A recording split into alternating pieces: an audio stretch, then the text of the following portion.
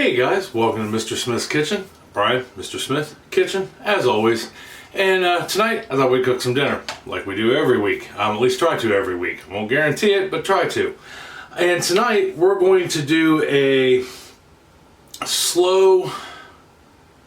creamy, slow-cooked pork casserole. We're going to do it in the oven. We're not doing a slow cooker. We're just going to do it in the oven. You can do this in a slow cooker, but I have to do it in the oven. It doesn't take long to put together. It does take a little bit of time in the oven, but that's okay. If you're new, welcome. I hope you get something out of this video. Check out some of my other videos, possibly even think about subscribing. If you're returning, thank you. If you're a new subscriber, you're awesome, and thank you. Thank you for wanting to be a part of the community. Thank you for letting me take a little bit of your time to show you something cool. That being said, I mean, if you are new, we're about food. All aspects of food and being good neighbors and trying to treat each other right. And that's the gist of it. That being said, don't forget to like, subscribe, share. Sharing is important. Share us on any social media aspect. And check us out on Facebook under Mr. Smith's Kitchen. It's a Facebook group. And there you'll find recipes, whatnots and shenanigans. It's a public group. You don't have to answer any questions or anything like that. So, that being said, let's head down to the counter and we'll look at what all you need for this and what all we're going to do to make this. So, hold on for me 1 second. Okay, we are down here on the counter. So first thing you're gonna need a stock pot, something that can go in the oven. Well, I guess you don't have to, but it'd make it a lot easier. You can build it in a stock pot or a soup pot, but you're gonna have to transfer it into some kind of casserole dish because it's ultimately going to go in the oven. But if you've got a Dutch oven, perfect. So the first thing we're gonna need to do is heat up some oil. So I've got my pot turned on. I've got some, in this case I'm using vegetable oil. The original recipe called for sunflower oil, but I don't have any and I don't use it often enough to justify. But you want something that's not heavily flavored because we're looking to braisen the meat we're going to use. So we're going to let this warm up and we'll know when it's ready. It'll be dancing, shimmering like the disco, and it'll have a little bit of smoke coming off of it. And then we're going to just put our meat in here and start getting it seared. Alright, so hold on for me 1 second. When I come back, we'll get the meat in there and talk about what to do with it. Okay, so I don't know if you can see it or not, but our oil is dancing, it's bubbling a little, so that means we're in good shape. So to our pot, first thing we're going to add is some pork shoulder. I've got it diced up into about 3/4 inch, 1 inch cubes. And what we want to do is, and it's 1 pound, about 500 grams of pork shoulder. It's 1.1 pounds pork shoulder. And I trimmed it down, got a good majority of the fat off of it, things like that. And we're going to put this in here and we're going to start browning it up. And that's going to take about 6 to 8 minutes to get it browned up and where we want it.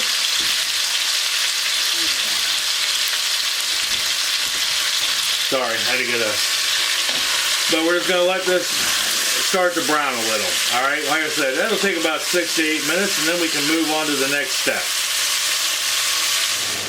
Okay, so one thing I forgot to add to this as it's cooking is I've got a 1/4 teaspoon of salt, a 1/4 teaspoon of pepper, and a 1/4 teaspoon of celery salt right here. And we're just going to throw that in the mix. We were just supposed to add it in at the beginning, so I mean it's not like it was supposed to, sit on the meat and tenderize it or anything like that. We're just starting to basically make that flavor profile.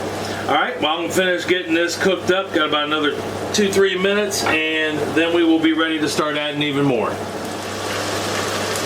Okay, so we've got our meat seared and going strong. So the next thing we need to do is I've got 1 medium-sized onion and I've just got it rough chopped. Nothing in this is fine diced, it's just chopped, which is awesome. So we will take our heat down from a medium-high to a medium. We'll go ahead and get our onion put in there. And we're going to give it a good stir around. And we're gonna let that cook for about another 4 or 5 minutes until the onions are softened, starting to get translucent. And then we'll move on to the next step.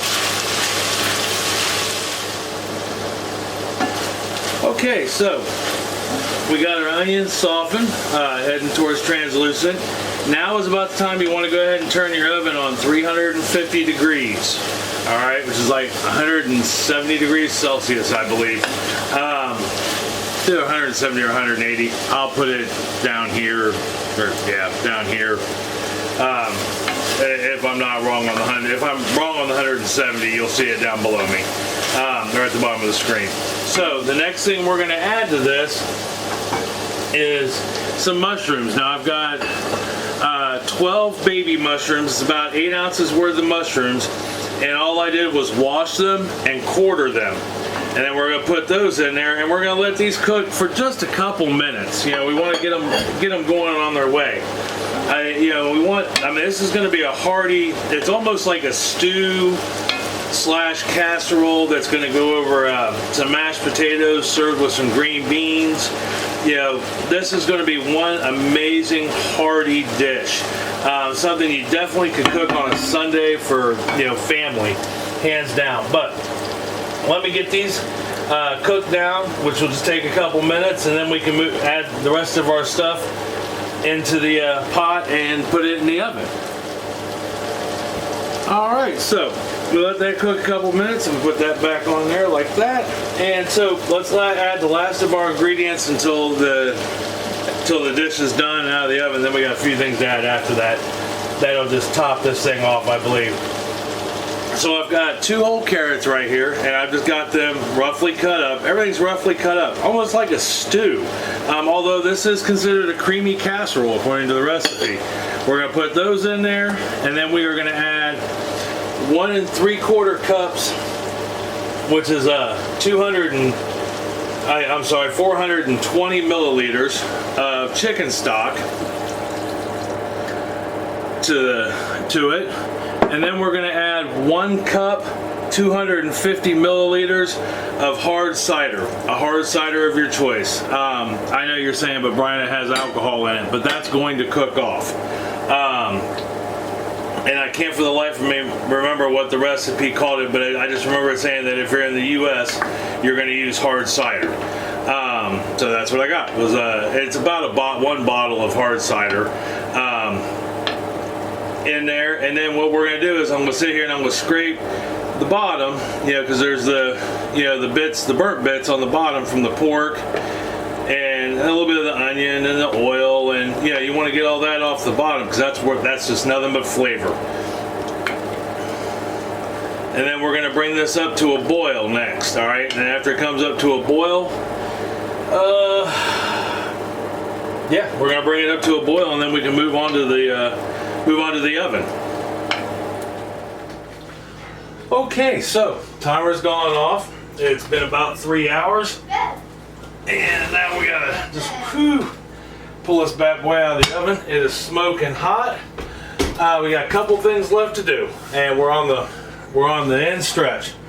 Only thing I don't want to do is grab that lid without a helping hand, so to speak. At least a gloved finger. And here, I'll bring you in so you can see our work real quick. Maybe. Now I'll have to lift it up so you can see it. But we are looking delicious. And it smells amazing. Just absolutely amazing. But there we are. There is our fruit of our labor, and we've got some liquid in there, and we've got kind of a decision to make, and I think I'm gonna run with that decision. But the first thing I want to do is give this a good quick stir, just so we can get her going. And oh, that just looks fantastic. And like we were talking about a few minutes ago for you guys, what we're looking for is, does this meat fall apart when we see how well you can see that, but that meat's not holding together at all. It's just falling right apart, which is what we want, right? We were cooking it to make it fork tender. Now, we've got a fair amount of liquid in here, and we want to turn that into kind of a gravy. So, what I have here is a half a teaspoon of cornstarch, right? And I've got 3 tablespoons of water in here, and we're just going to go ahead and give this a good mix real quick and put it in. And what that'll do is help thicken that up.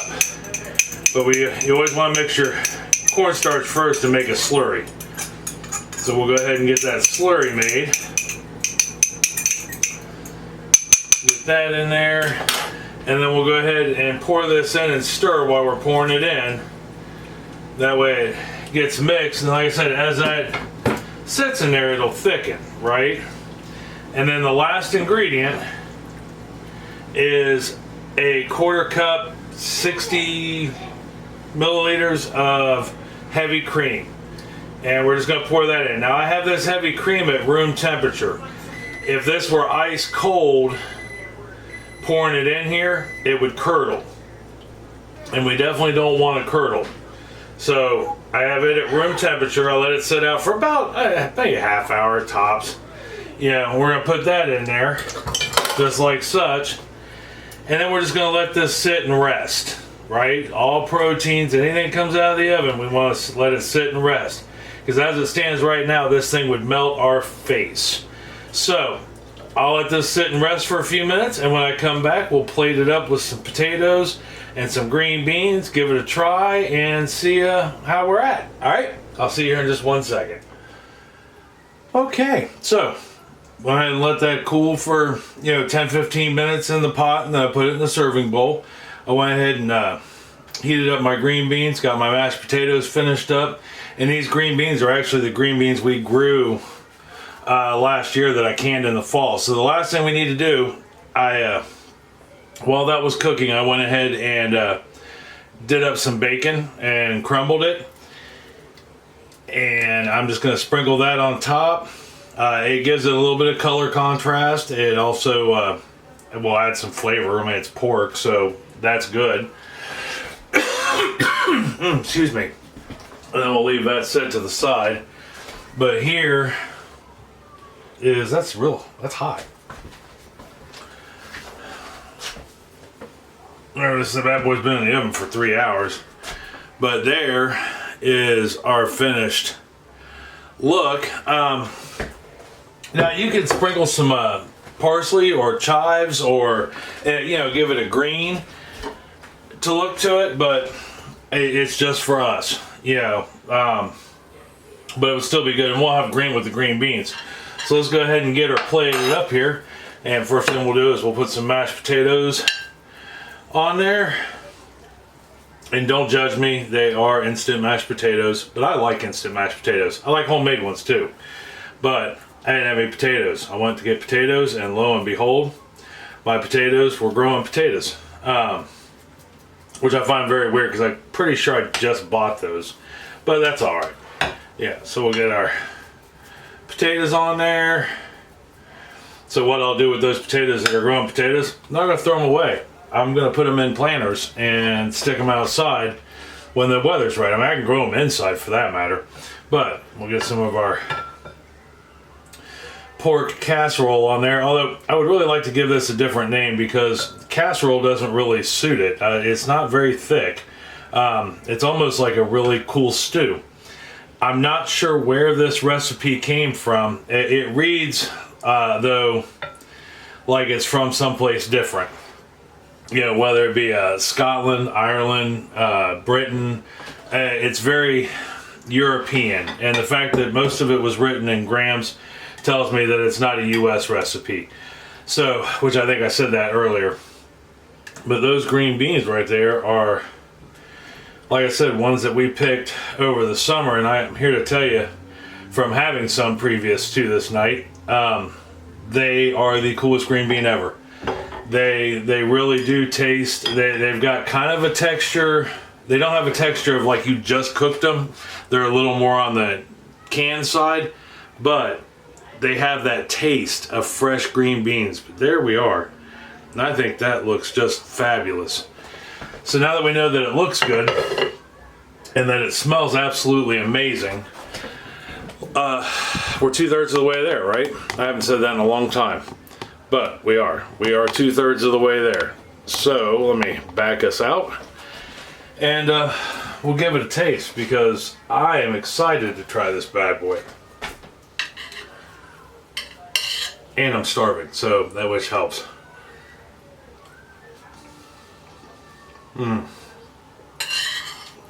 That.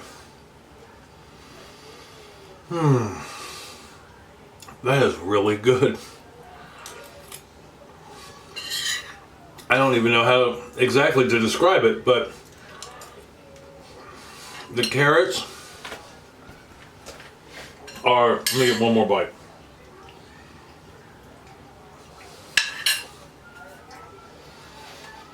The carrots are just cooked through enough that they're not hard, but they're not soft. And that's how I like my vegetables. That's how we all like our vegetables here. We don't like mushy vegetables, but we don't, if it's cooked, don't want it to taste raw either. Don't want a lot of crunch. It's just firm enough. That pork is just falling apart. It's kind of ridiculous. The mixture of the chicken broth to the hard cider is really spot on. And you can take the celery seed, the celery salt is not a lot, but it's just enough. Celery salt, if you've never used it before, a little goes a long way. That is really good, especially over the potatoes. I won't argue that, not one bit, and it didn't take very long to put together. The hardest part was cutting up the pork tenderloin. And if, in all honesty, if you just got a pork roast where there wasn't a whole lot of, not tenderloin, but pork shoulder, if you got just a standard pork roast that didn't have a whole lot of fat on it, you wouldn't have that much to trim. It would take you all of like 10 minutes to cut that up. You throw everything in, maybe 15 minutes worth of prep time between the pork and the handful of vegetables, the carrots, the onion, and the mushrooms. Eat 15 minutes, 20 minutes tops. Cook it all up, throw it in the oven, walk away for a couple hours. You've got yourself a meal. That was not difficult to make. It was easy. Would it be a quick weeknight meal? No. Something you could serve on the weekends, bring family over, enjoy time with your family or friends. Absolutely. The only thing that's missing really is some bread, which I'm about to pull some out and grab the butter, and we'll have a nice meal. That being said, give this a try. You won't be disappointed, and it's an easy, flavorful meal. I'm just telling you, you won't be disappointed at all. So try this. If you do try it, let me know, either down in the comments or on the Facebook page. Either way, or if you have something similar or you do something different to it, let us know. That would be awesome. Tomorrow, we are going to do that butter cake, the Kentucky butter cake. I did not want to lollygag anymore on it. I can't find a reasonably priced pan that I'm looking for, but I did see that a fair amount of the other recipes that were online and whatnot just used a standard bundt pan.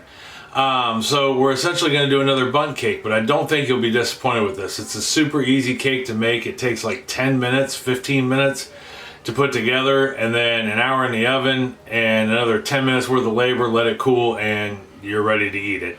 I don't think you'll be disappointed with that either. I could be wrong because I've never had one before, but I don't think you will. The recipe reads like it's a delicious cake, much like this recipe. When I read it, it just spoke to me. I was like, oh my God, that sounds incredible. If I do happen to find out what region this is from in the world, I will put it right here, right now. Or I may put it on earlier, but more likely right here, right now, plus down in the description. So that way you guys know. I think that's important. We should always try different things from different places. So that being said, tomorrow, butter bundt cake, or Kentucky butter cake, bundt style. And until then, I love you. I love you very much. I mean that from the bottom of my heart, and I appreciate the time you give me wholeheartedly. I don't take that for granted. Tell somebody else you love them and that you love them very much. It's going to make their day a whole lot better. It's going to make you feel better to tell them. And if you make some of this stew / casserole for them to have with you. You're going to have a ton of conversation, and they're going to know that you love them. All right, that is food for the soul right there. So till tomorrow for Kentucky butter cake. I'll see you then. I love you. I'll talk to you later. Bye.